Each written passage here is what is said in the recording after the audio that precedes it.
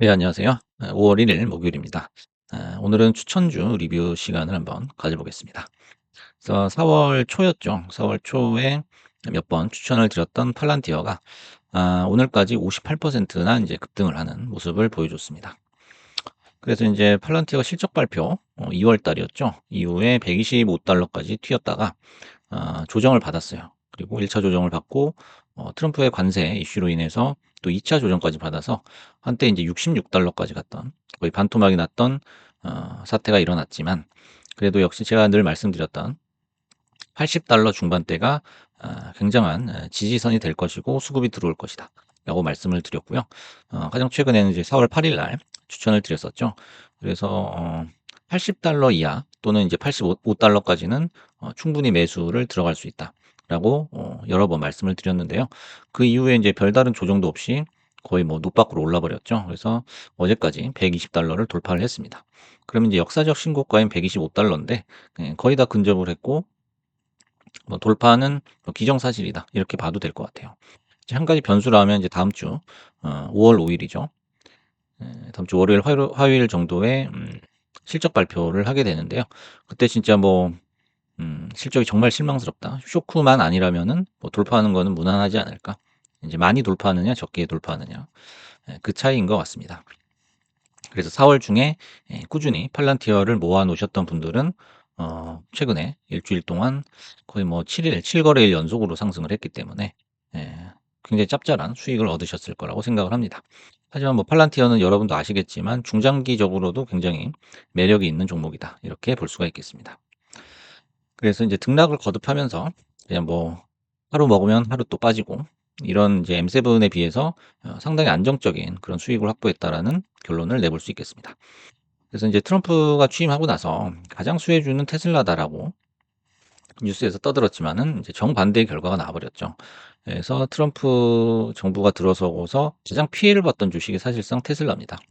그리고 가장 수혜주는 팔란티어라고 할 수가 있겠습니다. 그래서 트럼프가 1월 20일 백악관에 복귀한 이후 미국의 국내외 정책에서 급격한 변화가 일어났죠.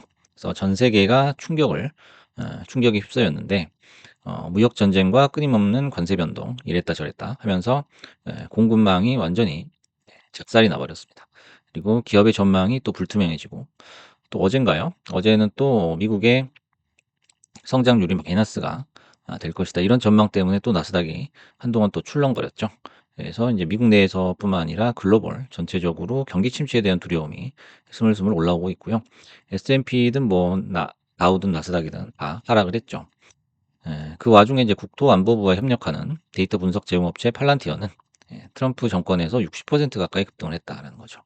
사실 뭐 급등을 했다가 한번 또 떨어지긴 했죠. 그래서 트럼프 정부가 들어선 날이 요 정도 1월 20일 정도 됐는데 이후에 이제 한번 급등을 했던 거는 사실 실적 발표 때문이었죠. 그래서 이제 어닝 서프라이즈가 나오면서 엄청난 상승을 했고요. 그 이후에 역시 이제 트럼프 정권의 영향을 받지 않았다고 볼 수는 없어요. 왜냐면은 여기서 또 쭉 하락을 해서 반토막이 났었기 때문에 그냥 전적으로 트럼프의 수혜를 봤다. 이렇게 해석하기에는 무리가 있죠. 하지만은 이제 탄력성이죠. 회복 탄력성이 어마어마했다라는 거는 인정을 하겠습니다. 그래서 이제 팔란티어는 트럼프가 대통령 취임한 첫 100일 동안 가장 높은 성과를 기록했다. 그리고 이제 금 관련 기업들이 또 반사 수혜를 봤었죠. 그래서 뭐 트럼프가 금을 밀어준 건 아니지만 다른 기업들이 이제 떨어지고 경기가 침체가 될 거를 예상을 하면서 금광 관련 기업들이 또 수혜를 봤었죠. 반면 이제 테슬라는 트럼프 취임 이후에 33%가 하락을 했고 판매도 지속적으로 감소하고 있고 그래서 여러 가지로 팔란티어랑 테슬라가 지금 정반대의 양상을 보이고 있는데요. 이건 뭐 트럼프의 영향도 있겠지만은 그냥 펀더멘털적으로 양사가 거의 정반대의 모습이에요. 팔란티어는 계속 세력을 확장해 나가는 그런 모습이고 테슬라는 점점 더 고립에 빠지고 있는 모습입니다.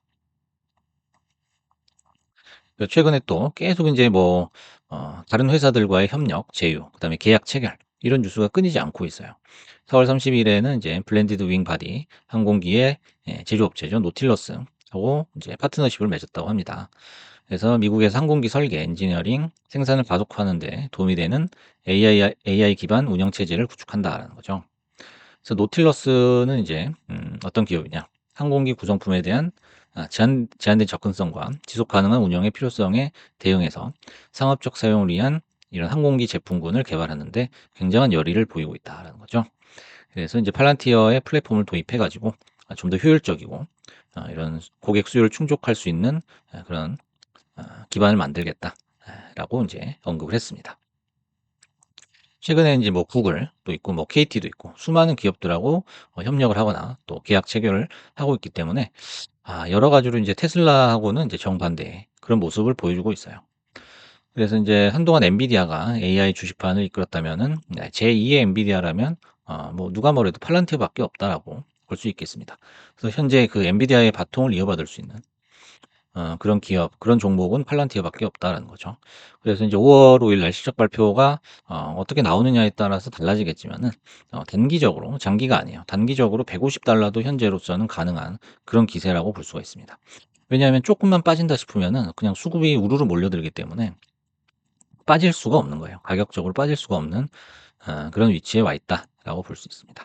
그리고 인제 뭐 특별히 지금 어떤 종목이나 어떤 테마로 돈이 몰리는 상황이 아니기 때문에 그런 상황에서는 그나마 지금 실적으로 보나 비전으로 보나 괜찮은 팔란티어로 수급이 쏠릴 가능성이 굉장히 높아졌다. 이렇게 해석을 할 수 있겠습니다.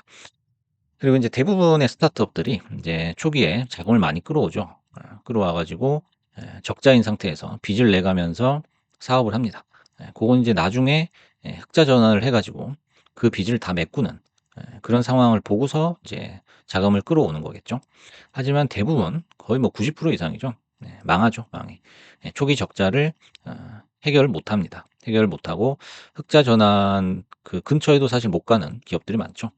하지만 이제 팔란티어라든지 뭐 최근에 인제 힘스애너스 요런 기업들은 흑자 전환에 성공을 하고 또 인제 수익을 높여가고 매출을 높여가는 그런 좋은 모습들을 보여주고 있는데요. 여러분들이 인제 기업에 투자를 할 때는 요런 부분을 항상 중점적으로 보셔야 됩니다. 그래서 적자가 얼마나 줄어들고 있는지 그리고 흑자 전환이 가능한지 흑자 전환을 했다면 흑자 전환 상태에서 얼만큼의 순이익의 증가가 있는지 요런 부분이 가장 기본적이고 쉬운 요소거든요. 그래서 이런 부분들이 가장 체크하기가 쉬운 요소거든요. 그래서 이런 부분만 잘 파악을 하고 또 너무 적자인 기업 그리고 밈주식처럼 인제 등락을 거듭하는 그런 주식에 욕심을 낼 필요가 없다라는 거죠. 그래서 이런 이제 팔란티어 같은 주식을 타이밍만 잘 맞춰서 들어간다면은 뭐 한 달도 안 됐죠. 한 달도 안 된 지금 시기에 50% 이상 수익이 나는 경우도 있다라는 거예요. 그래서 항상 이제 때를 기다려야 된다. 스트라이크 존의 한가운데 오는 그런 공을 쳐야 된다고 말씀을 드리는데요. 그래서 그런 공이 안 들어올 때는 그냥 생업에 종사하시면서 그냥 현금을 모아가는 그런 게 오히려 낫다라는 거죠. 그래서 기회가 왔을 때 딱 캐스팅을 해서 주식을 이제 매수를 한다면은 수익을 낼 수 있다라고 말씀을 드리겠습니다. 그래서 팔란티어로 수익을 내신 분들 축하를 드리고요. 오늘 이 시간은 마무리하겠습니다. 감사합니다.